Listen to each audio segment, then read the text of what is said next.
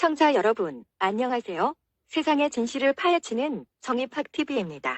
오늘은 K6 스캔들인데 다른 각도에서 조명을 한 것이라서 영상을 보시면 아마 감동과 분노가 동시에 끌어오르실 것입니다. 피가 솥에서 K6 기관총을 들고 가서 쏴버리고 싶은 마음이 굴뚝같이 일어날지도 모르니 마음을 가라앉히시고 차분하게 시청 바랍니다. 방송에 앞서 구독과 좋아요, 알림 설정 부탁드립니다.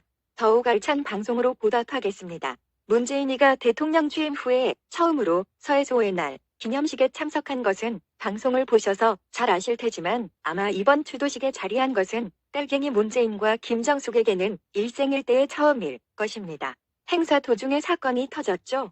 유족 중에 한 분인 윤청자 여사가 갑자기 문재인에게 달려가서 천안함이 누구의 소행이냐, 나의 한을 좀 풀어달라고 간청했습니다. 저때 윤봉길의 사처럼 도시락 폭탄이라도 한 방 터뜨렸으면 딸갱이 놈들을 전부 골로 보낼 수 있었는데 참 아까운 순간입니다. 그런데 김정숙은 왜 저렇게 노인을 노려보고 있으며 내 한을 풀어달라고 했던 77세 노모의 한이란 대체 뭘까요? 지금부터 파헤쳐 보겠습니다. 첫째, 윤청자 여사는 천안함 46용사 중에 고 민평기 상사의 친어머니입니다. 사고 당시에 고 민평기 상사는 천안함 내의 현장 근무자도 아니었죠. 북해군의 어뢰에 맞아 천안함이 폭침을 당하고 전사했을 당시에는 계급이 중사로서 해군 본부의 행정지 근무자였죠. 폭침을 당하던 그날 민중사가 천안함에 올라간 이유는 진급 심사 때문이었습니다. 단지 그 때문에 배를 탔고 그날 전사했습니다. 아들이 해군 본부에 근무하고 있는 줄 알았던 어머니가 싸늘하게 식은 자식의 죽음을 보았을 때 얼마나 청천벽력이었을까요? 둘째, 윤청자 여사는 유족보상금과 성금으로 받은 1억 9천만 원 전액을 해군에 기부하면서 신무기를 만드는 데 써달라고 부탁했습니다. 어머니는 우리 해군의 전력이 약해서 폭침을 당했고 자신의 아들이 전사한 것으로 생각했을까요? 성금을 전달받은 해군은 즉시 그 돈으로 K6 기관총을 구입하였고 그날로 어머니를 초청하여 감사패를 전달했습니다. 감사패를 전달받는 순간까지도 의연하시던 어머니는 끝내 K6 기관총을 부여잡고 오열을 하십니다. 마치 기관총의 총열이 아들의 팔이라도 되는 양 말입니다. 꽃같은 자식을 북괴군의 소행으로 잃었으니 가슴이 얼마나 참담하겠습니까? 그런데 8년 후에 문재인은 천안함 폭침과 연평도 포격의 주범이자 북괴 대남 공작의 원흉인 김영철을 평창으로 불러들입니다. 이때 문재인과 김정숙 패거리들은 평화가 어떻고 타령을 하면서 적군의 수장인 김영철을 쉴드치고 적대하기에 바빴습니다. 지금도 마찬가지이지만 그때는 나라 전체가 더욱 미쳐 돌아가던 때 아니었습니까? 마치 금방 적화 통일할 것 같은 분위기 아니었나요? 그런 상황을 바라보던 어머니는 자신의 아들의 죽음이 헛되지 않기를 바랬을 겁니다. 그 꼴을 보고 도저히 참을 수 없었던 어머니는 직접 문재인 앞에 뛰어들어서 묻습니다. 천안함은 누구의 소행으로 폭침되었냐고 말입니다. 아마 국군 통수권자인 대통령에게 확답받고 싶었을 겁니다. 대통령을 보고 정신 좀 차리라는 경고이기도 했습니다. 대통령이 잘못하면 나라가 망하니까요. 이것이 세 번째 이유입니다. 그런데 문재인과 김정숙은 매도사가 빈이 된 양 표독스러운 눈빛으로 어머니를 쳐다봅니다.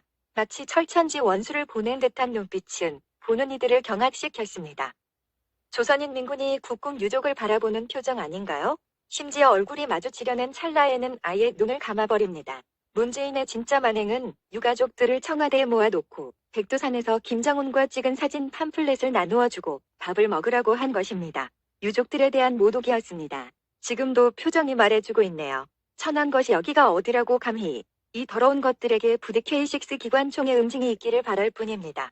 박근혜와 이명박처럼 그냥 유족의 손을 가만히 붙잡아주고 안아주고 위로해주기만 하면 될 것을 말입니다. 그러려고 대통령이 추도식에 참석하는 것은 상식 아닙니까?